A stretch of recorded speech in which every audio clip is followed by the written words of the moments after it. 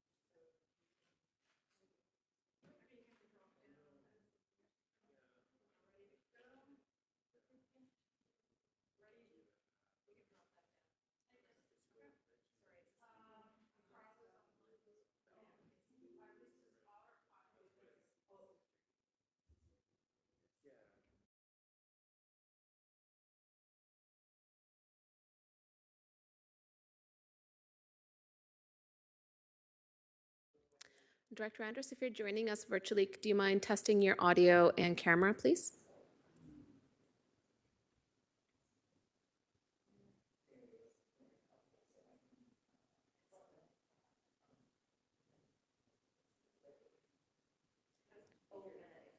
We can see board members Huang and Kretsch, just waiting for confirmation that we have our board member Andrus. Please hold. We just want to confirm that before we officially start.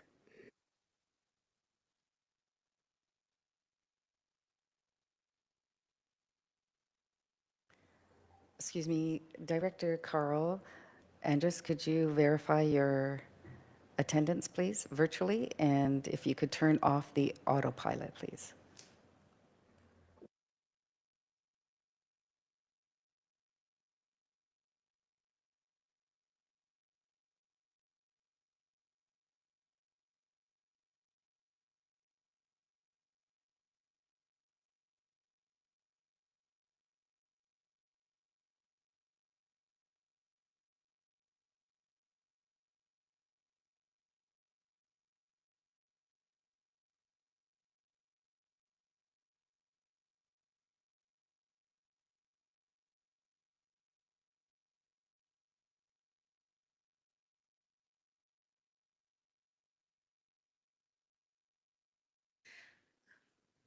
Okay, but we do have quorum, so we could get the meeting begun, and we can confirm Director Andrus's participation virtually in a moment.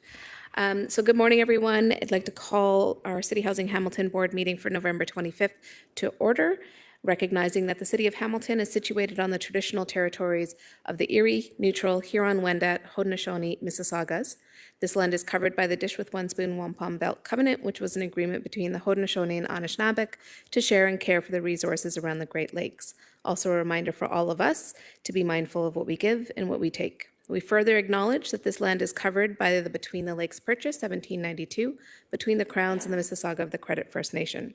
Today, the City of Hamilton is home to many Indigenous people from across Turtle Island, and we recognize that we all must do more to learn about the rich history of this land so we can better understand our role as residents, neighbors, partners, and caretakers. At this point, I would like to do roll call. Let's start with those of you in council chambers with me today. When I say your name, please indicate that you're present. Director Alice Plug-Buste. Director Councillor Alex Wilson. Present. And then virtually joining me are Treasurer Councillor Huang. Here. And Director Councillor Crutch. I'm here. And we are just waiting to confirm Director Carl Andrus. We see you in the background, so if you could do what you can to confirm your attendance, that would be great. Just let us know by giving us a wave when you're here, and I'll recognize you as the chair. Moving forward then, on our agenda, any declarations of conflict? Seeing none, then we'll move on to our first item, which is election appointment of officers update, which I believe that's already been done. That was just a name change. I think that's an administrative thing.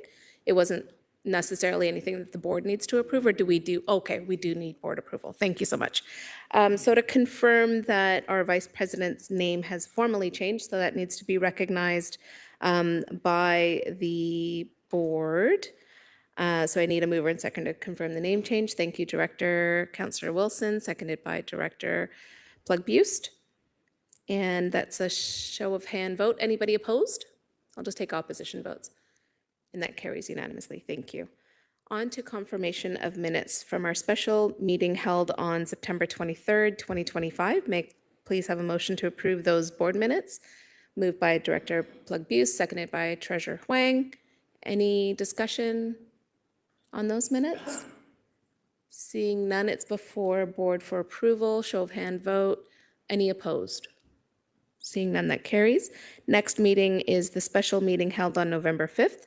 A motion moved by Councillor Crutch, thank you, and Director Councillor Crutch and Director Councillor Wilson.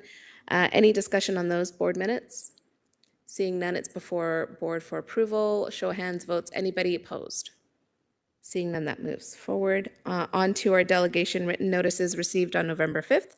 May I please have a motion to receive the November 5th delegation and the written notes that accompanied?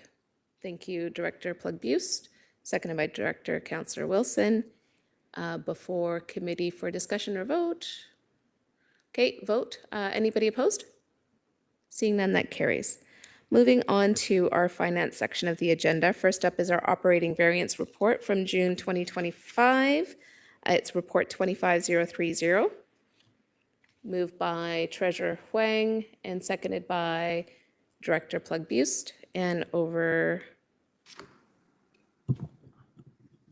to our Chief Financial Officer, Rochelle D'Souza, please. Okay. Through the chair, operating variance report for June 2025. This is an information report, and if you look on page 2, you will notice that I had to do an adjustment to the budget, and that was mainly for the subsidies, which are going to form part of CMHC loans payable, which is being kept by the service manager in a separate account. So that's the only adjustment that we made to the budget. We have an unfavorable variance of around 3 million, and I'm going to discuss items below. Please note that the revenue side, we are yet looking into it. So we are trying to find why this variance is, and it could be from certain accounts not being charged. So the Northgate software was just up, and we just want to kind of reconfirm that amount. For commercial rent, there are 2 units vacant, 89 King and 181 Main, and that's what's making the unfavorable variance. Other revenue is a seasonal variance, and that should be caught up to towards the end of the year. Administration salaries, the staffing cost are actual, and the new model was in place October 6th, so we definitely will be close to the budget by the end of the year. Bad debts, the actual bad debts are calculated in November, and so the actual bad debts are going into the system now, so what you see is an accrual for it. Insurance shows a favorable variance up to the half mark, and I'm hoping that we actually have this variance for year end. For materials and services, there's an unfavorable variance of 2.5 million. Unit turnovers is one of the biggest drivers. We are looking to, the staff are going to go through all of the accounts and see which can be reclassed to capital to reduce this difference. Building security and HVAC, plumbing and grounds are the other categories, and we are kind of looking into those to kind of find the cost savings for next year. Utilities are distributed equally between 12 months, and June is a seasonal variance. However, looking at the trends, we are going to trend unfavorably towards year end. Thank you for that overview. Board members, any questions on the variance report? Okay, seeing none, it's, oh, yes, Treasurer Huang, please go ahead. Thank you. I had a really good opportunity to look at these numbers ahead of time in our normal agenda review for the finances. And just as CFO Rochelle talked about, a lot of these there's such a large revenue variance. And unfortunately, we're still trying to figure out what the best way to do that is. But I wonder if I could ask Rochelle, like, what is the sort of the tactic in which you're going through to actually come back and look at those numbers, just because the number is such a large number. And I just thought maybe we could just highlight that and make sure that we're all on the same page as to why that variance is so big. Through the chair, the approach we are taking is we've hired a staff to go through every account, so every tenancy account, to make sure the charges are on correctly and the payments are on correctly. We really don't want to go after a tenant if they don't owe us anything. So we want to make sure the charges in each account is correct and the payments are correct. That does take a lot of staff resources, and since we just got the system up, we are yet working on June, otherwise everything else is put into the system. it means another week, and then the staff person can start looking at these accounts, and even management will try and help where we can to look at certain accounts. So that's the approach we are taking. So we have the actuals in the system, and if yet there exists a variance, then it means we actually have to adjust our budgets. There might be a reason we over budgeted in some area. So that's the approach we are taking. Chair, I'm thankful that CFO Rochelle was able to tell us a little bit about that. It is a very time intensive, manual intensive process. And unfortunately, we can't get all those numbers into the right system at the quickest amount of time. But I am hoping that we can see something in the new year that where we can be a little more exact and on target for some of our budgeting moving forward. Thanks, Chair. Thank you, Treasurer. Next up, we have Director Plug-Buist.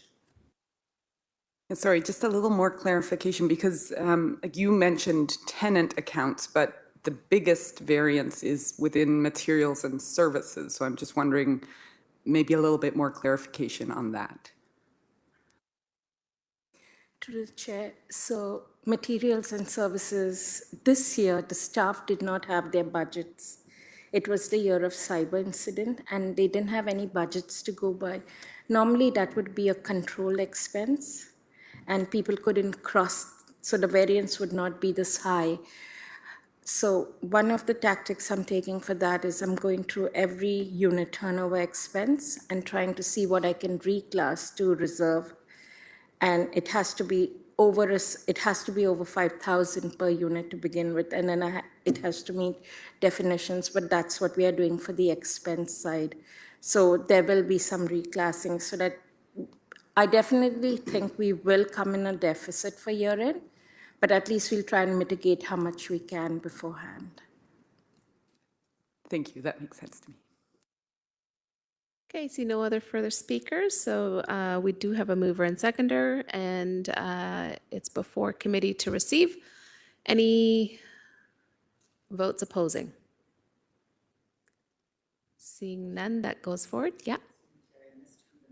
Oh, the mover was Treasurer Huang and seconded by Director Plug-Buist. No worries. Okay, on to item 6, which is our strategic quality improvements. First up is our policy update on financial delegated authority, report 25027. And I'll invite Manager Amanda Warren-Ritchie to overview this report. Thank you. Through the chair, CHH has developed a new policy and a procedure for delegated financial authority for the board's consideration and approval.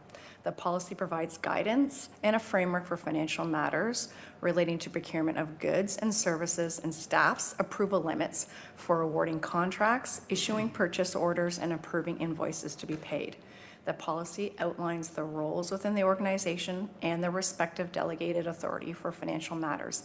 And really this policy is consolidating multiple policies into one for staff to make it easier.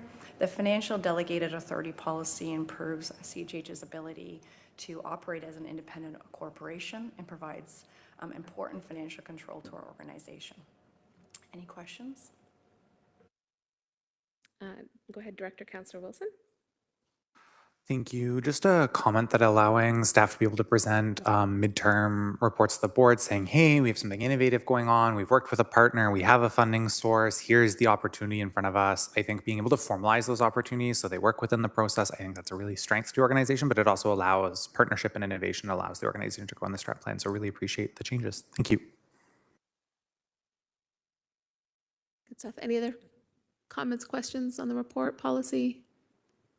Seeing none, then may I please get a mover and seconder to put that on the floor? Director Councillor Wilson, seconded by Treasurer Huang. Thank you both.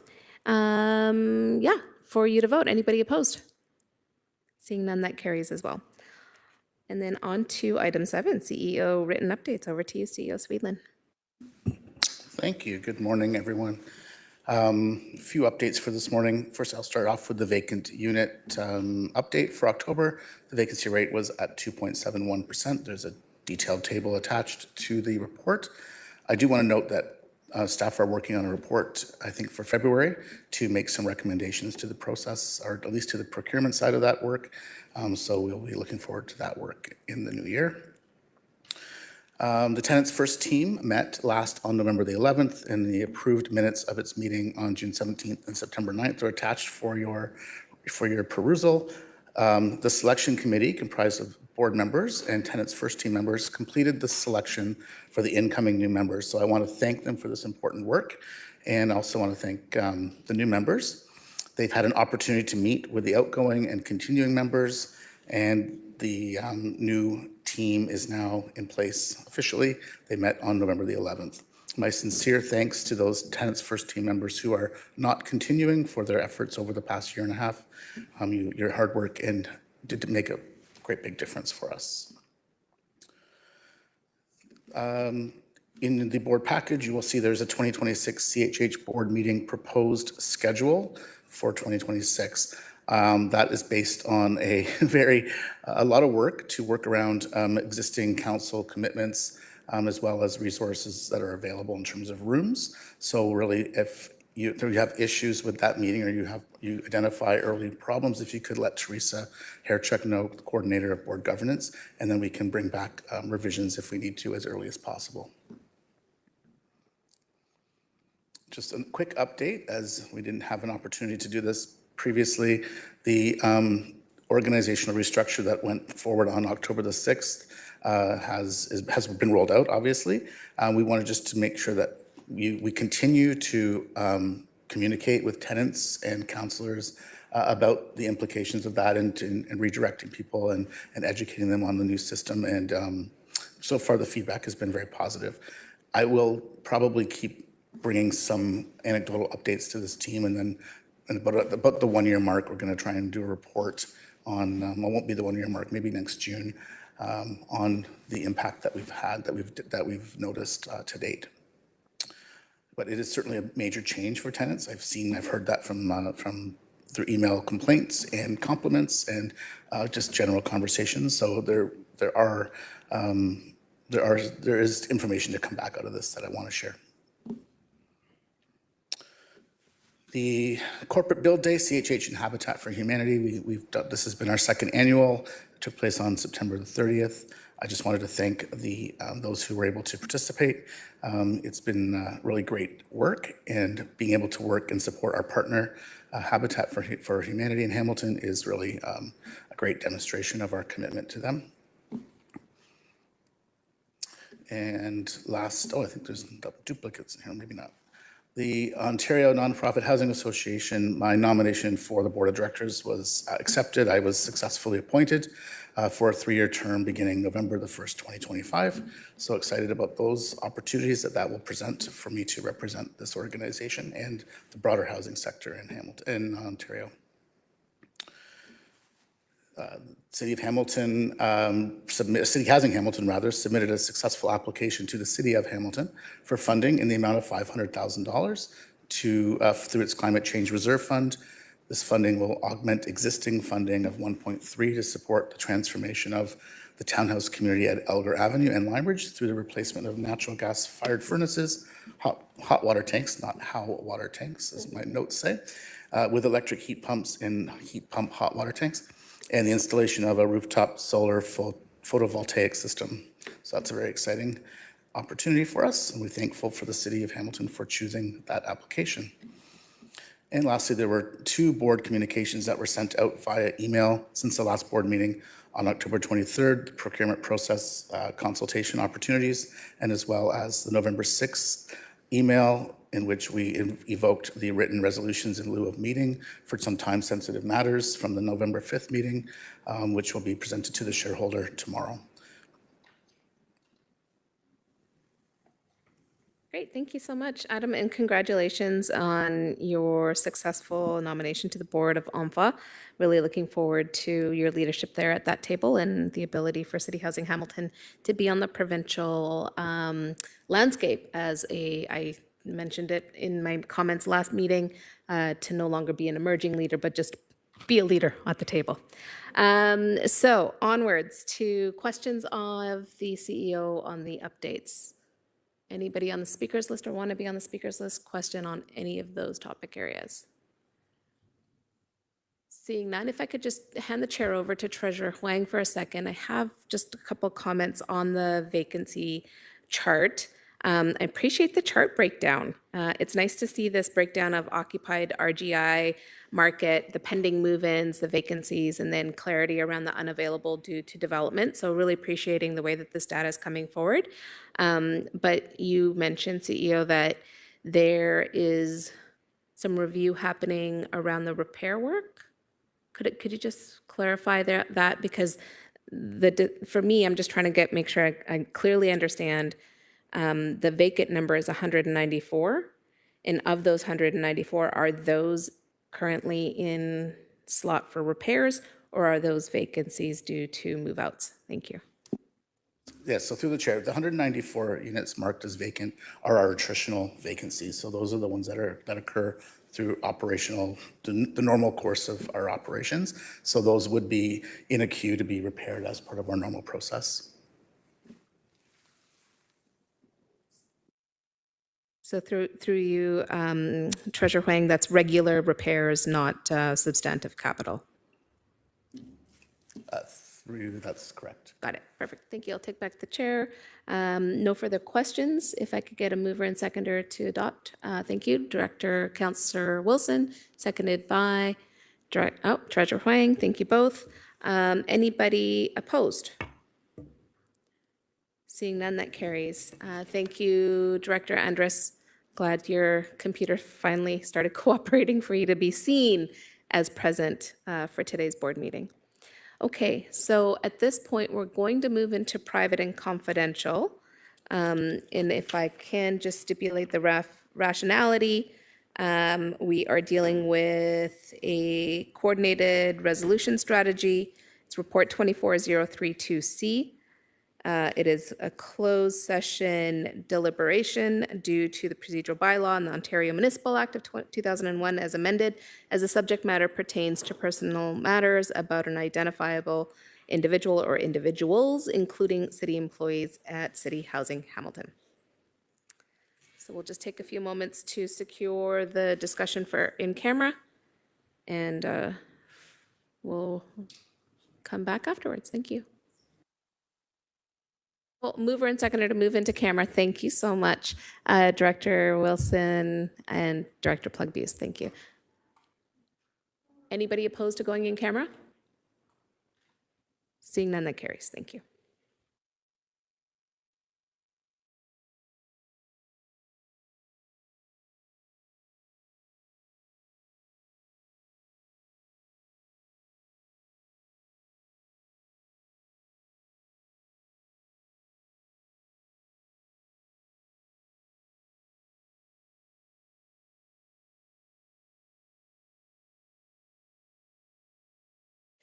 Thank you and welcome back. So it's moved by Councillor Director Wilson, seconded by Director Andres, to receive item 8.A, report 24032C, and have its contents remain confidential.